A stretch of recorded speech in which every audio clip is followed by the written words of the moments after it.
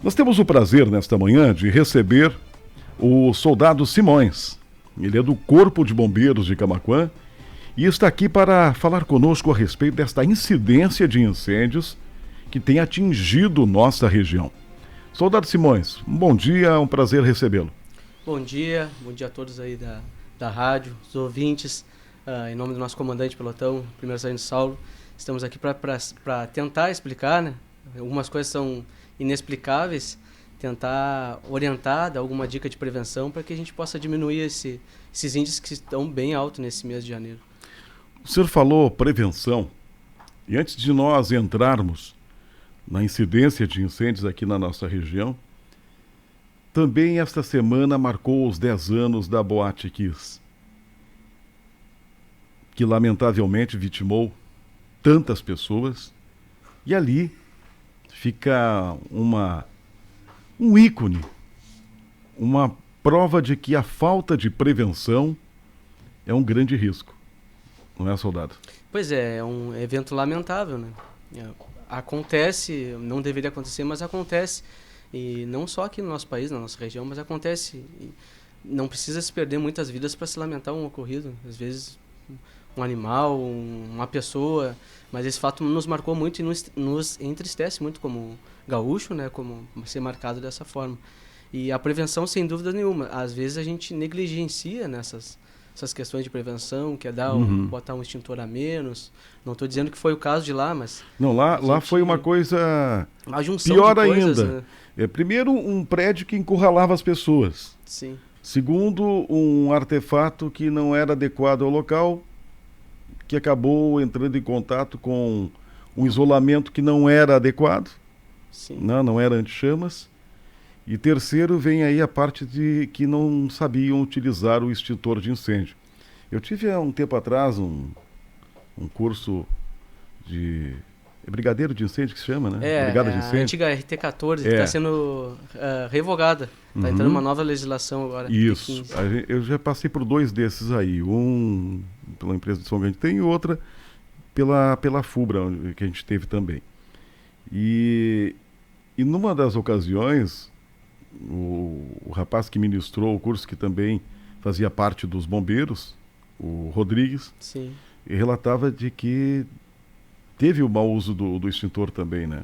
Não foi tirada a trava de segurança, que acabou emperrando, né? Pelo menos é o que... São umas sequências de erros. Uma sequência não tem como de nós erros. Afirmarmos também, né?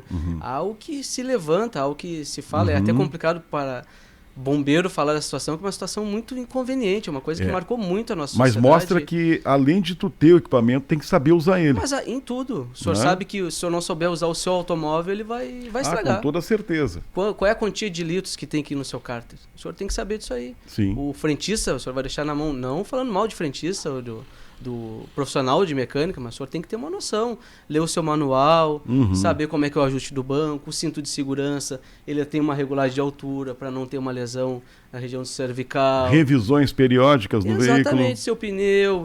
A gente tem que praticar a segurança. A segurança, a prevenção é uma coisa que tem que ser praticada, tem que ser cultivada. Exatamente. E se nós não cultivarmos ela, a gente cai no esquecimento. E aí eu já puxei na introdução porque muitos desses sinistros ocorrem por falta de prevenção, de observação. Exatamente, e são coisas pequenas.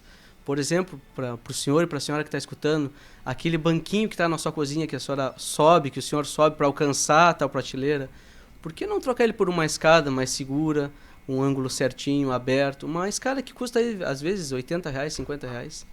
Às vezes um banquinho, uma cadeira, tem gente que sobe em cadeira pode giratória. ocasionar uma fatalidade, porque daqui a pouco tu cai, bateu com a cabeça, pode ser fatal, né? Exatamente, e tem outras atitudes, chamadas atos inseguros, que a gente pratica durante o nosso dia, que na maioria das vezes não resultam em dano nenhum, nem patrimônio e nem saúde. Mas nós falamos da incidência de incêndio, e esta época aí, a gente teve aí um período forte de seca, ainda teve chuva, mas ainda há uma necessidade de mais chuvas. Sim. Essa seca, esse calor é muito propício a incêndios. Sim, o material ele fica mais seco, o material combustível, que seria, na maioria dos casos, a gente tem um grande aumento nessa época do ano de incêndios florestais, né? O chamado vulgo fogo e mato, mas são incêndios florestais.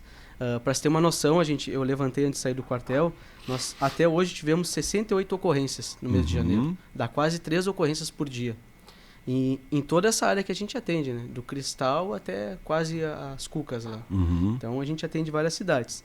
E a maioria delas é do fogo em vegetação, do incêndio em vegetação.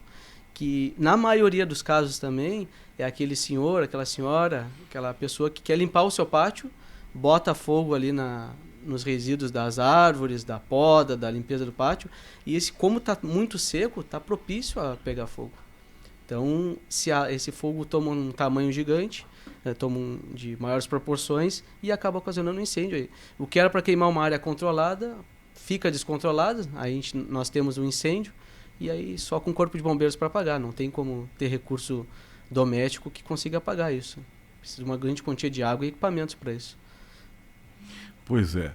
Bom, e esses incêndios, o senhor falou dos incêndios em vegetações, mas tivemos também em edificações. Sim, essa semana nós tivemos 2 incêndios em edificação. Sérios. E, é difícil apontar o que ocorreu, né? Qual foi a falha, qual foi o que gerou isso. Mas a gente tem algumas dicas para que não ocorra isso. Eu não consigo lhe dizer o que aconteceu nesses, mas... Até porque depende de uma perícia, né, para poder chegar realmente à causa, né? Sim, é muito complicado. É muito complicado porque tem que ter um equipamento, tem que ter... O Corpo de Bombeiros não faz ainda essa... Está começando a se encaminhar. Está crescendo bastante essa visão dentro do Corpo de Bombeiros do Estado, do Rio Grande do Sul, para que a gente consiga fazer um dia essa investigação. A gente está com um banco de dados. Toda vez que chega do quartel de uma ocorrência, a gente lança dados, essa planilha está sendo alimentado para a gente começar a estudar mais essa questão de investigação de incêndios. Né? Para a gente conseguir fazer uma prevenção melhor. Sabendo o que ocorreu, a gente consegue prever. Né? Justamente, saber qual a causa, né? Isso, exato. Mas são diversas. Tem vazamento de gás, tem crianças brincando com fósforo, com isqueiro, crianças acessando fogão, descuido de cabos elétricos, né? Tem uma série de fatores que pode ocasionar um incêndio. Né? Exatamente. Bom, nessa semana o senhor tem ideia do número de sinistros que ocorreram? Total, em volta, só essa semana nós devemos ter de 8 a 12, 13 ocorrências de incêndio, mais ou menos. E desses com maior gravidade? Aí fica difícil mencionar assim qual seria a maior gravidade. Residência nós tivemos 2 essa semana. Eu classifico esse com maior gravidade, exato, porque claro. um risco maior, uma sim, perda maior. Sim, Imagina uma família que tem a casa incendiada. Não, é muito triste. É uma vida que vai ali, eu digo uma vida no sentido daquilo que a pessoa batalhou para adquirir, né? Mas se estraga uma televisão, a gente já fica chateado. Perder tudo. O senhor imagina perder tudo que a gente vem conquistando, que é muito suado, né? A gente perde todo o patrimônio. Em segundos ali, vê tudo se perdendo. Inclusive, eu estava revisando aqui na nossa timeline as participações, tem aqui o Rodrigo, que ele está falando aqui, está necessitando de uma ajuda voluntária, uma doação para esses momentos difíceis. Estamos passando, tenho família, filhos, moro de aluguel, estou desempregado. Não, mas aí não é relacionado a incêndio, né? Eu achei que mas fosse. Vamos ajudar aí. Mas também temos merece. que nos ajudar. Mas nesses incêndios de residência, o que dificulta a ação dos bombeiros para daqui a pouco conseguir minimizar os estragos? A gente tem uma série de técnicas que a gente consegue utilizar para gastar a menor quantia de água, que é o nosso bem mais precioso ali no incêndio, né? Falando em equipamentos, o caminhão hoje ele tem 5.000 litros d'água. 5.000 litros d'água no incêndio, ele pode ir muito rápido ou pode demorar bastante a gente voltar com bastante água para o nosso quartel. Então a gente tem uma grande preocupação com o consumo da água nesse combate, e por isso que a gente utiliza esguicho, que controla a vazão, né? A galonagem que está saindo de água nesse esguicho. Mas a grande dificuldade do Corpo de Bombeiros em uma ocorrência dessa é o tempo. Né? O tempo é nosso inimigo. Por isso que até fica aqui um pedido de ajuda para a população, que quando houver um incêndio e visualizar o seu retrovisor, o caminhão do Corpo de Bombeiros, nos consiga de forma segura, nos dá uma passagem, nos dá uma ajuda para que a gente consiga chegar o mais rápido possível nesse local onde está acontecendo o sinistro. Porque poucos segundos perdidos ali é o que podem fazer a diferença lá no final. Perfeito. Bom, que nunca ocorra, mas por acaso alguém enfrentar uma situação de ter a casa em chamas. Sim. O que deve fazer primeiro? De maneira geral, para nós termos uma ideia geral para falar para nossos ouvintes, é sair do local, né? Tentar, não volta para pegar a sua bolsa, tenta salvar as vidas e os materiais a gente recupera depois. A gente se ajuda como... Sempre tem um pedido de ajuda, de doações, a gente acaba ajudando, mas não tente enfrentar esse sinistro sem equipamento, sem segurança, sem saber o que está fazendo. Pode se tornar outra vítima. Mas a gente tem, o que eu posso dizer de dica, por exemplo, o pessoal vai veranear, vai sair das suas casas. Mantenha o máximo de portas fechadas, de ambientes fechados, para que se ocorra um sinistro no quarto, uma falha, alguma coisa que consiga gerar um princípio de incêndio que venha se propagar para um incêndio, ele vai se confinar ali, porque até terminar o oxigênio, tem toda a relação com o ar atmosférico, ele vai ficar confinado ali. Tem campanhas fora do Brasil que falam bastante nisso. Feche todas as suas portas. Vai sair de casa, fecha as portas. Se houver um incêndio, vai ficar ali, ele não vai se propagar para casa. Então, exatamente. Vai veranear, o que eu faço? Bom, já posso dar algumas dicas? Não? Claro. Já aproveitando? Claro. Então, fecha a sua válvula do gás, que é muito importante. Não tem por que ficar aberta. Deixe o menor número de eletrodomésticos ligados na tomada. Vai deixar ali seu modem, a sua geladeira, e não vejo uma luz, talvez alguma coisa desse tipo. Aconselho a não deixar luminárias pequenininhas, né, ainda mais se for lâmpadas incandescentes, né, essas que geram calor. Então, deixe o menor número de equipamentos ligados na tomada e feche todas as suas portas, simplesmente. E outra dica importante é deixar a chave com alguém, né, algum vizinho, algum familiar, para que possa dar um apoio, um vazamento de água até, outro problema que dê na sua residência, que a gente consiga atuar, ajudar, alguém consiga ajudar. Pois é, e esta ação de pessoas leigas, ela dificulta porque cada tipo de incêndio tem uma maneira de combate. Sim. E daqui a pouco uma maneira... Por exemplo, se dá um incêndio lá e tem energia elétrica. Se utilizar água, a água é condutora. A água é isso, a água conduz eletricidade, perfeito. Né? Assim como vai ter incêndio que, como o senhor falava anteriormente, tem que diminuir o oxigênio. Sim. Seria o abafamento, né? Isso aí. Né? O senhor está bem treinado. Viu? Pegou fogo porque a frigideira com óleo aqueceu demais. Muito boa questão. Né? Abafamento também, Abafamento, né? com uma tampa, um pano úmido. Se souber fazer. Volto a falar. Aí. Primeira coisa, liga o 193, que a gente vai deslocar o mais rápido possível. Pode ter certeza disso aí. Mas se souber atuar, já atue. Que a gente esteja deslocando e nos ligue e fala, já consegui resolver, tá tudo bem, melhor ainda. Deu problema do botijão de gás, melhor atirar lá pro meio do pátio, né? Atira. Dificilmente um P13 vai explodir, que é o botijão que nós temos. O liquinho ele é mais perigoso. O botijão P13, ele tem uma válvula de alívio. Se a gente olhar um pouquinho abaixo ali, vê um parafusinho. Aquele parafusinho ali, quando tem muito calor, ele vai romper e vai liberar o gás. Então, dificilmente ele vai explodir. Mas joga no meio da rua e liga o 93. O melhor é sempre ligar o 93, porque os bombeiros vão se deslocar e já vão te dar alguma orientação. Isso. Enquanto o caminhão está deslocando, a gente aperta a campainha, todos descem e saem em mais ou menos 1 minuto. Tem que estar saindo do quartel. 1 a 2 minutos tem que estar saindo. Equipados saindo do quartel. Enquanto isso, o Cobom, que é o nosso telefonista, ele já vai dando algumas instruções, feche tal porta, tem criança, tem perto, e já vai abastecendo o caminhão com informações via rádio também. Então é um conjunto nessa ocorrência, se para tudo no quartel para atender essa ocorrência.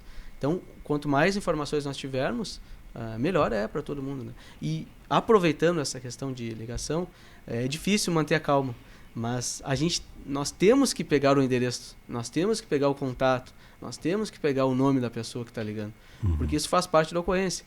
Já aconteceu das pessoas ligar, né, o solicitante ligar, e não conseguimos falar o endereço, de tão nervoso que está, mas a gente não consegue chegar sem um endereço, não Exato. Tem. Então tem que manter a calma, tem que ser um pouquinho frio e a gente vai... Um dia um conhecido me contando que, certa ocasião, pegou fogo numa estufa e o pessoal, naquela ânsia de tentar apagar, acabou derrubando o telhado. E aí incendiou mais ainda. Por que incendiou Entrou mais oxigênio, ainda? né? Entrou oxigênio, exatamente. Hoje o ar atmosférico ele tem cerca de 21% de oxigênio. 70 nas variações ali 70 e poucos são nitrogênio e outros gases. Uhum. Só que para ter o fogo em si, não um incêndio, né, que são coisas diferentes. O fogo seria o que a gente tem controlado numa churrasqueira, no fogão. Uhum. E o incêndio seria o fogo de forma descontrolada. Exato. Aí nós temos incêndio. Então, para ter o fogo, nós precisamos cerca de 16% de oxigênio. Então, o ar atmosférico está propício na maioria dos locais para ter o fogo. Né? Uhum. Então, o momento que a gente esse oxigênio ele vai baixando, é uma forma que a gente chama de abafamento de extinguir o fogo. Em uma estufa, por exemplo, o que a gente sempre diz, na maioria das vezes funciona, deixa ela fechada até nós chegarmos. Não abre porta, não abre nada. Deixa ela fechada. No momento que esse cidadão derrubou o telhado, aí entrou oxigênio. Aí é uma queima livre, né? Como Mas se fosse a céu aberto. Aí o prejuízo certamente será muito grande. E tem muito trabalho nessas estufas, né? Tem. Para até chegar na secagem ali, mas o senhor imagina a plantação. Sim. É triste ver isso aí. Às vezes ali está grande parte da economia daquela família. Exatamente. E o senhor vê todo o esforço ali.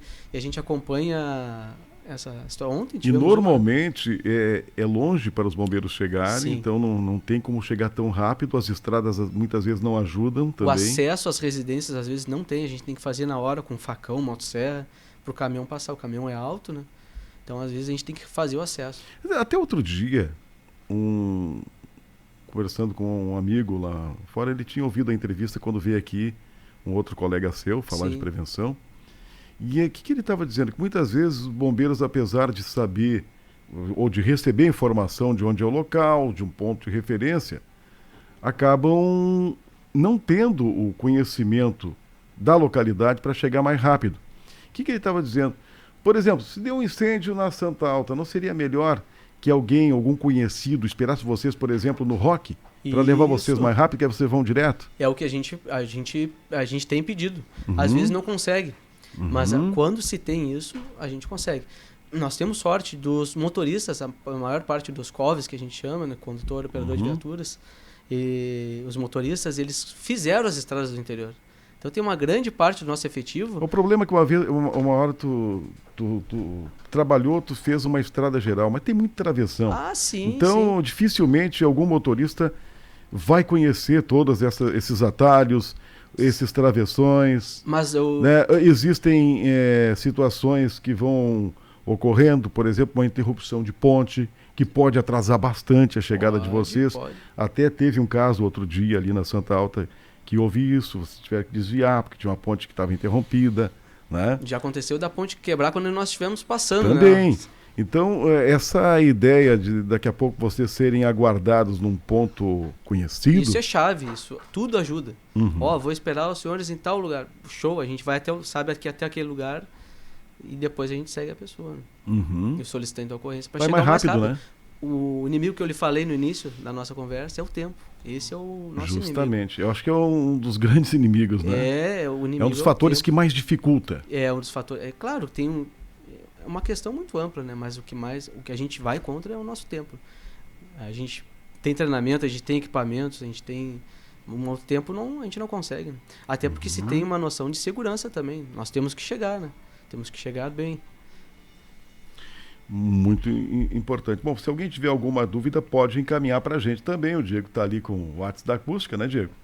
Se alguém tiver alguma sugestão, alguma pergunta a fazer, poderá fazê-lo, né? Pode mandar. Eu até faço uma pergunta aqui. Hoje eu tenho uma noção básica, né? Extintor A, B, C e D, para que serve.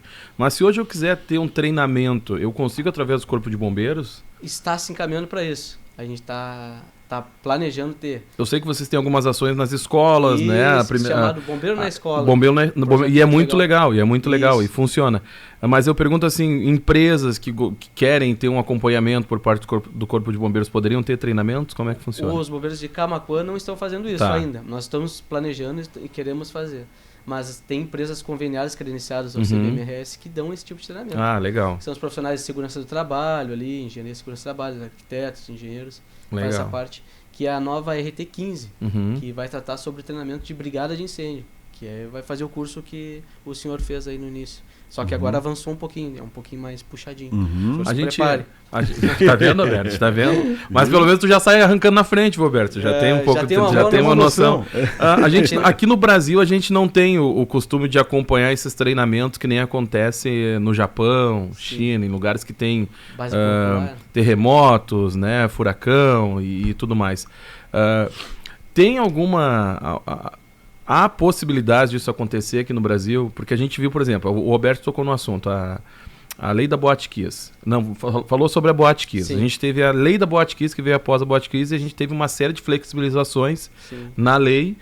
E agora estão querendo colocar de novo mais algumas restrições através da lei de novo, né? Mas eu pergunto assim, por que no Brasil a gente não tem essa cultura que nem em outros países de treinamentos em empresas, mas assim, eu digo, por exemplo, escolas, a gente não vê esse tipo de treinamento, né, acontecer daqui a pouco, porque a gente não tem também esse tipo de ação que acontece aqui no país, mas deveríamos ter aqui no Brasil também esse tipo de treinamento em escolas e tudo mais, fora essas ações que vocês fazem. Sim. Tá? Porque a gente vê hoje a própria Brigada Militar executando alguns tipos de treinamento, quando para alguns determinados pontos da cidade. Nós não poderíamos ter isso nas escolas? Mas em que sentido o senhor diz? Tipo, não, eu digo assim, ó, vamos com incêndio, por exemplo, incêndio, ou daqui a pouco um socorro. Como se comportar, porque tu vai num... professoras e... Alunos, num contexto geral, porque, por exemplo, quando tu vai num avião, tu recebe algumas instruções, correto? Sim. Mas tu não vê instruções acontecendo em escolas, por exemplo, como comportar quando um aluno se lesiona, por exemplo. Sim. Né? Que é o primeiro socorros, né? Entendi. Mas, por exemplo, em alguns países, um atentado à bomba. Estou usando um exemplo bem maior, né? De uma maior proporção. Pode ser também até um animal peçonhento. Ou algum animal peçonhento. A gente não vê esse tipo de treinamento acontecer nas escolas. O senhor sabe que a gente, agora em parceria com o Estado, a gente treinou mais de 200 profissionais de educação dessa região. Os professores e monitores. E todos passaram pelo treinamento que o senhor passou, com os extintores, todos eles. E um dos itens desse treinamento é abandono de área. Então, as noções dos professores e monitores, eles têm nesse tipo de treinamento.